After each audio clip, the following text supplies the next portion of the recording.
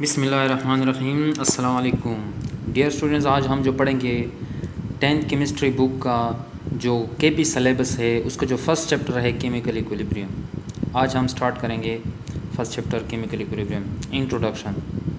When we will placed water in closed container, first it will start evaporation at any constant temperature. After some time water vapours will start again condensation to liquid form. यानी कि equilibrium, सबसे पहले हमें ये जानना चाहिए कि equilibrium क्या होता है। इक्विलिब्रियम बाद में तफसीली से पढ़ेंगे, लेकिन यहाँ पे शॉर्ट अल्फाज में हम कह सकते हैं कि इसको इक्वलिटी को कहते हैं। अब यहाँ पे जो हमने एक एग्जांपल दिया है कि जब हम किसी पानी को एक क्लोज कंटेनर में डाल दें तो ये ऑपरेशन स्टार्ट कर लेता है एक ख़ास टेम्परेचर पे। मतलब इक्विलिब्रियम के लिए ज़रूरी है कि हम टेम्परेचर को कांस्टेंट रखेंगे। कुछ अर्सा गुजरने के बाद वाटर का जो बुखारात है, वेपर्स है, वो उड़ते जाएंगे और इसके बाद कंडेंसेशन स्टार्ट होता जाएगा। मतलब वो वेपर फॉर्म से फिर लिक्विड फॉर्म में चेंज होता जाएगा। At last time one time will come when the rate of वेपरेशन becomes equal to the rate of condensation. This state is known as equilibrium state. यानी अब बुखारात जो उड़ते जाएंगे लिक्विड फॉर्म से बुखारात की फॉर्म में वो चेंज होता जाएगा। एक टाइम आएगा कि वो जो होंगे बुखारात वो दोबारा लिक्विड फॉर्म में चेंज होते जाएंगे। अब एक टाइम आएगा कि जितने बुखारात जितने ये जो पहले लिक्विड फॉर्म में होगा, जितने भी वो बुखारात की शक्ल में चेंज होता जाएगा, वो उतने ही वो किस हालत में आते जाएंगे, वापस कंडेंसेशन हालत में, मतलब लिक्विड फॉर्म में आएंगे। तो ये जब बराबर होगा, मतलब बुखारात फॉर एग्जांपल अगर 1000 पार्टिकल्स बुखारात के हैं, वो जब उड़ते जाएंगे तो एक टाइम आएगा कि 1000 बुखारात जो ऊपर जाएंगे, 1000 बुखारात वापस आएंगे लिक्विड फॉर्म में। तो इसमें एक इक्वलिटी आएगी, इसमें एक बराबरी आएगी। इस बराबरी को हम कहते हैं कि ये क्या है, इक्विलिब्रियम स्टेट। यहाँ पे मैंने शो किया एक एग्जांपल से कि ये हमारे पास एक छोटा सा कंटेनर है, क्लोज्ड कंटेनर, इसमें से ये लिक्विड है। अब लिक्विड क्या होगा, एक खास टेम्परेचर पर वो चेंज हो गया बुखारात की शक्ल में। यहाँ पे फॉर एग्जांपल मैंने पार्टिकल्स दिए हुए हैं कि 3 पार्टिकल्स किस में कन्वर्ट हो गए, 3 पार्टिकल्स बुखारात में कन्वर्ट हो गए। अब ये कुछ असर गुजरने के बाद वही पार्टिकल, जितने पार्टिकल थे वो दोबारा किस चीज़ में आ गए, वही लिक्विड फॉर्म में आ गए। तो अगर हम दोनों को नेट में ले लें, मतलब एक ही कंटेनर अगर हम यहाँ पे ले लें, तो हमारे पास आएगा कि जो 3 बुखारात हवा में उड़े थे वो और बुखारात एक टाइम आ गया कि जितने बुखारात उड़ते थे उतने बुखारात वापस किस चीज़ लिक्विड फॉर्म में आते थे। तो इसमें एक इक्विलिब्रियम आ गया।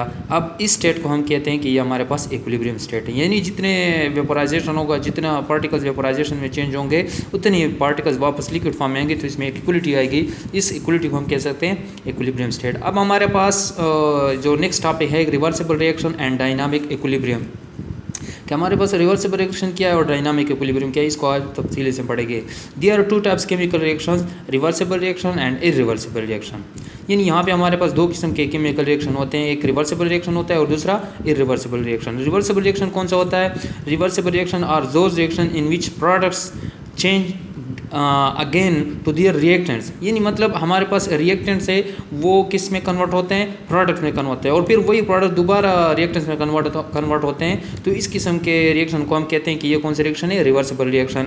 It is noted by double half headed arrows. यानी ये जो हमारे पास 2 एरोज होंगे जिसके हाफ हेडेड होंगे, इस किस्म के निशान से हम इसको क्या करेंगे, डिनोट करेंगे। फॉर एग्जांपल हमारे पास एक रिएक्शन है कि हाइड्रोजन और नाइट्रोजन को हम आपस में रिएक्ट कर लेते हैं, तो इससे हमारे पास अमोनिया हासिल होता है। अब एक पॉइंट आएगा कि जितने हाइड्रोजन और नाइट्रोजन अमोनिया में चेंज होंगे तो उतने पार्टिकल अमोनिया के वापस नाइट्रोजन और हाइड्रोजन में आएंगे। तो इसमें एक खास किस्म की इक्विलिब्रियम आएगी। इस इक्विलिब्रियम को हम कहते हैं कि हमारे पास क्या है, केमिकल इक्विलिब्रियम।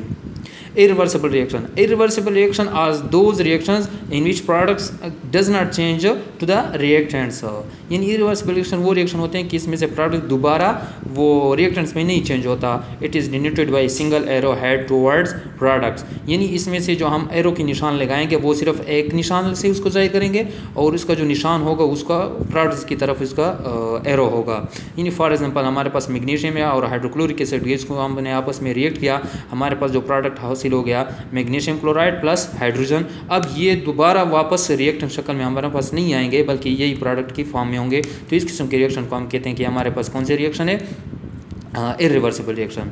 इन अदर वर्ड्स सिंपली हम ये भी इस तरह डिफाइन कर सकते हैं, those reactions which goes in forward direction always as in backward direction called reversible reaction. यानी एक रिएक्शन ऐसा रिएक्शन है कि वो फॉरवर्ड डायरेक्शन में भी चलता जाए और वापस बैकवर्ड डायरेक्शन में भी आता जाए। इस किस्म के रिएक्शन को हम कह सकते हैं कि ये रिवर्सिबल रिएक्शन, हमारे पास ये रिवर्सिबल रिएक्शन है। And those reactions which goes only in forward direction, और वो रिएक्शन जो सिर्फ और सिर्फ आगे की तरफ जाता है, वापस बैकवर्ड डायरेक्शन में नहीं आता, मतलब वन साइडेड रिएक्शन है, तो इस किस्म के रिएक्शन को हम कह सकते हैं ये हमारे पास क्या है, इरिवर्सिबल रिएक्शन। हमारे पास और भी एग्जांपल इधर पढ़ें, यानी फॉर एग्जांपल हमारे पास मरकरी ऑक्साइड है। मरकरी ऑक्साइड को हमने एक क्लोज ट्यूब में गर्म किया। अब गर्म होने के बाद ये किस में कन्वर्ट हो गए, प्रोडक्ट में कन्वर्ट हो गए, मरकरी में और ऑक्सीजन में। अब वही कंटेनर के अंदर जो हमारे पास ट्यूब होगा, उसी ट्यूब के अंदर ये दोनों आपस में इक्विलिब्रियम में होगा, यानी जितने मरकरी ऑक्साइड के पार्टिकल्स मरकरी और ऑक्सीजन में डिवाइड होंगे, कन्वर्ट होंगे, अब वही ऑक्सीजन और मरकरी के पार्टिकल्स दोबारा रिएक्टेंट में कन्वर्ट होंगे एक ही टाइम पे, तो इन दोनों में आपस में इक्विलिब्रियम हासिल हुई। इस तरह हमारे पास सल्फर डाइऑक्साइड और ऑक्सीजन है, ये किस में, सल्फर ट्राइऑक्साइड में कन्वर्ट होते जाएंगे। इस तरह हमारे पास दूसरा एग्जांपल है हाइड्रोजन और आयोडीन है, ये आपस में मिलकर किस में कन्वर्ट होंगे, हाइड्रोजन आयोडाइड में, और वही पार्टिकल्स फिर इसमें कन्वर्ट होंगे, तो इसमें एक इक्विलिब्रियम हासिल होगी। ये हमारे पास एग्जाम्पल है। अगर इस तरह की कोई और भी एग्जाम्पल आ गए तो सारे के सारे ये हमारे पास क्या होंगे, ये इक्विलिब्रियम के एग्जाम्पल होंगे कि हमारे पास रिएक्शन जो होंगे वो इक्विलिब्रियम रिएक्शन होंगे। केमिकल इक्विलिब्रियम हमारे पास जो है, इसमें एक वो आता है, टॉपिक आता है, जिसको हम कह सकते हैं कि ये डायनामिक इक्विलिब्रियम। डायनामिक जो का मतलब है जो है, dynamic means movement, the equilibrium which are in movement form called dynamic equilibrium. वो इक्विलिब्रियम हमारे पास जो हरकत में हो, उस किस्म के इक्विलिब्रियम को हम कह सकते हैं कि ये क्या है, डायनामिक इक्विलिब्रियम है। अब हम थोड़ा एक्सप्लेनेशन की तरफ जा रहे हैं और ग्राफिकल रिप्रेजेंटेशन के सामने इसको जाहिर करते हैं। यानी फॉर एग्जाम्पल हमारे पास रिएक्टेंट्स है ए जमा बी, और हमारे पास ये रिएक्टेंट्स कन्वर्ट होते जा रहे हैं सी प्लस डी में। अब यहाँ पर अगर हम देख ले, rate of forward reaction is equal to rate of the backward reaction. हमारे पास जो रेट ऑफ फॉरवर्ड रिएक्शन है वो बराबर rate of reverse reaction backward reaction. हमारे पास एक अदर एग्जांपल है, नाइट्रोजन है, हमारे पास हाइड्रोजन है, वो आपस में रिएक्ट हो गए, हमारे पास क्या हासिल हो गया, अमोनिया हासिल हो गया। अब अमोनिया जो है दोबारा रिएक्टेंट्स में कन्वर्ट होते जाते, तो इसमें एक इक्विलिब्रियम हासिल हो गई। इस किस्म इक्विलिब्रियम हम कह सकते हैं कि हमारे पास इक्विलिब्रियम है। अब ये भी इसी तरह का है। अब यहाँ पे जो पॉइंट आता है कि डायनामिक इक्विलिब्रियम किसको कहते हैं। डायनामिक इक्विलिब्रियम का जो ग्राफिकल रिप्रेजेंटेशन है उसमें से हमारे पास वाज़ह होता जाएगा, लेकिन यहाँ पे थोड़ा सा मैं बताता चलूँ कि जो रिप्रेजेंटेशन होंगे डायनामिक इक्विलिब्रियम, इसको कह सकते हैं कि ये नाइट्रोजन और हाइड्रोजन के पार्टिकल्स है, ये अमोनिया में कन्वर्ट होते जाएंगे। अब अमोनिया के पार्टिकल्स इसमें कन्वर्ट होते जाएंगे। अब ये रिएक्शन यहाँ पे रुकेगा नहीं कि बस ये यहाँ पे रुक गया, इक्विलिब्रियम में रह गया, ये हर वक्त इसके पार्टिकल्स कन्वर्ट होते जाएंगे, इसमें अमोनिया में या कार्बन और सी और डी में या मरकरी और ऑक्सीजन में, और हर वक्त एनी टाइम पे उसके पार्टिकल दोबारा रिएक्टेंट्स में आते जाएंगे। ये रिएक्शन जाता रहेगा, लेकिन रिएक्शन क्या हो जाएगा, क्या होता होगा, इक्विलिब्रियम में होता होगा। तो हम कह सकते हैं कि ये रिएक्शन जो है ये इक्विलिब्रियम में भी है, और ये आगे क्या हो जाता है, इसका जो इक्विलिब्रियम स्टेट है वो इक्वलिटी में भी है, और ये हरकत की फॉर्म में भी है। मतलब ये होते जा रहे हैं, अभी रिएक्शन स्टॉप नहीं हुआ, लेकिन इक्विलिब्रियम में हो गया। इसको हम अगर सात अल्फाजों में ये कहें कि हमारे पास एक कंटेनर है, फॉर एग्जांपल हमारे पास एक कंटेनर है। अब वो उस कंटेनर में हमारे पास पार्टिकल्स आ सकते हैं, 50 पार्टिकल्स के जगह है। अब लिक्विड फॉर्म चेंज हो गया, 50 पार्टिकल्स में जो जगह है, जो उसमें खाली जगह 50 पार्टिकल्स बुखारात जो हो गए उसमें वो कन्वर्ट हो गए। अब इसमें और जगह ही नहीं है, खाली जगह। अब खाली जगह तो नहीं है इसमें से कि इसमें से 51वां पार्टिकल आ जाए, तो ये 51वां पार्टिकल किधर जाएगा, वापस लिक्विड फॉर्म में आएगा। अब ये आगे हो रिएक्शन क्योंकि आधा होता जाएगा, एक पॉइंट आएगा कि 50 पार्टिकल्स वो वेपर्स में चेंज हो जाएंगे, होते जाएंगे, और 50 के पार्टिकल्स वही दोबारा कंडेंसेशन हालत में आते जाएंगे। इसमें एक इक्विलिब्रियम तो होगा, लेकिन ये इक्विलिब्रियम हम कह सकते हैं कि ये होगा हरकत में, क्योंकि जो पार्टिकल होंगे वो स्टॉप नहीं हुए, बल्कि क्या होते जाएंगे, आगे होते जा रहे हैं, लेकिन इक्विलिब्रियम में होगा। ग्राफ के ज़रिए हम इसको वाज़ेह पढ़ सकते हैं और हमारे पास इसको 100% समझ आ जाएगा। ये हमारे पास ग्राफ है, ये क्या है, इसका रेट है रिएक्शन का, और ये नीचे क्या है, इसका टाइम है। ये क्या है, ये हमारे पास जो है प्रोडक्ट्स, और ये हमारे पास क्या है, रिएक्टेंट्स। अब ये जो हमारे पास जो प्रोडक्ट्स है 0 है, यानी यहाँ पे जो रेट हम जाहिर करते हैं, या हम फॉरवर्ड रिएक्शन का रेट ज़ाहिर करेंगे और बैकवर्ड रिएक्शन का ज़ाहिर करेंगे जो हमारे पास प्रोडक्ट है, और ये हम फॉरवर्ड रिएक्शन का क्या करेंगे, ज़ाहिर करेंगे यहाँ से। अब हमारे पास जो है रेट ऑफ फॉरवर्ड रिएक्शन बिल्कुल हाई है, मैक्सिमम है, और हमारे पास जो रेट ऑफ रिवर्स डायरेक्शन है वो क्या है, बिल्कुल निग्लिजिबल है, बिल्कुल अभी स्टार्ट नहीं हुआ है। अब क्या हुआ यहाँ पे, मतलब फॉर एग्जांपल यहाँ पे टाइम हम यहाँ पे लिख सकते हैं कि हमारे पास टाइम हो गया फॉर एग्जांपल 1 मिनट हो गया, 1 मिनट हो गया। 1 मिनट में हमारे पास क्या हुआ, 1 मिनट, 2 मिनट एंड 3 मिनट्स। अब हमारे पास ये 1 मिनट का टाइम पे हमारे पास जो प्रोडक्ट्स हो गए, ये रिएक्टेंट्स हमारे पास फॉरवर्ड रिएक्शन में चले गए, क्योंकि ये रिएक्टेंट्स क्या हो गया, रिएक्टेंट्स की अब सबसे पहले जो स्पीड था वो सबसे ज़्यादा था, और क्या कहते हैं फॉरवर्ड डायरेक्शन में, और रिवर्स डायरेक्शन में स्पीड सबसे पहले बहुत ही स्लो था। अब क्योंकि 1 मिनट तक ये चले गए रिएक्टेंट्स, 1 मिनट तक, अब 1 मिनट तक जब चले गए तो रेट ऑफ बैकवर्ड रिएक्शन थोड़ा स्पीड से हो गया, मतलब तेज़ हो गया, और रेट ऑफ फॉरवर्ड रिएक्शन थोड़ा स्लो हो गया, क्योंकि आपस में क्या हो गया, प्रोडक्ट्स बन गए। अब हम जिस तरह भी आगे जाते हैं, आगे जाते जाएंगे, फॉर एग्जांपल यहाँ पे 3 मिनट्स के रिएक्शन के बाद हमारे पास जितने भी जो थे रिएक्टेंट्स वो आगे कन्वर्ट हो गए किस चीज़ में, फॉरवर्ड डायरेक्शन में, और फॉरवर्ड डायरेक्शन के भी जो रिएक्टेंट्स थे वो मैक्सिमम हो गए, अब वो आगे नहीं बनते, क्योंकि अगर एग्जांपल आप वो अपने जहन में रख ले कि 50 पार्टिकल्स होने की जगह एक कंटेनर में, तो 50 से ज़्यादा होते ही नहीं, तो यहाँ पे जितने भी पार्टिकल्स थे वो तो कन्वर्ट हो गए प्रोडक्ट्स में। अब यहाँ पे जो प्रोडक्ट्स थे वो तो कंप्लीट हो गए। अब इस जगह से इक्विलिब्रियम स्टार्ट हो गया। किस तरह इक्विलिब्रियम स्टार्ट हो गया कि वो जो रिएक्टेंट्स होंगे वो तो प्रोडक्ट में चेंज होते जाएंगे, लेकिन जो प्रोडक्ट के रिएक्शन वो दोबारा किस में आते जाएंगे, रिएक्टेंट्स में आते जाएंगे। अब एक टाइम आएगा कि प्रोडक्ट्स आप रिएक्टेंट जो होगा फॉरवर्ड डायरेक्शन की तरफ वो प्रोडक्ट्स में नहीं चेंज होता जाएगा, चेंज होता जाएगा, लेकिन हमें नज़र नहीं आएगा कि ये चेंज हो गया, यानी इक्विलिब्रियम में वो रह गया। और इक्विलिब्रियम हमें इसलिए क्या कहते हैं, प्रोडक्ट्स हमें इसलिए नज़र नहीं आएगा कि इंक्रीज़ हो गए, क्योंकि वही प्रोडक्ट्स दोबारा रिएक्टेंट्स में कन्वर्ट होते जाएंगे। तो इस जगह पे ये हमारे पास जो रिएक्शन होगा वो किस में रहेगा, इक्विलिब्रियम में रहेगा, यानी इसके बाद बस रिएक्शन वो इक्विलिब्रियम स्टेट में होगा। अगर हम इसको इससे जाहिर कर ले, क्या कहते हैं, जो इसमें हमारे पास रिएक्टेंट्स होंगे A+B प्रोडक्ट्स में कन्वर्ट हो गए C+D, ये हमारे पास फॉरवर्ड रिएक्शन हो गया इक्विलिब्रियम स्टेट में। अब अगर हम बैकवर्ड रिएक्शन को कर ले कि C+D in equilibrium state A+D दोनों आपस में इक्विलिब्रियम में रह गए, तो हम कह सकते हैं कि इस किस्म के रिएक्शन को हम क्या कह सकते हैं, डायनामिक इक्विलिब्रियम।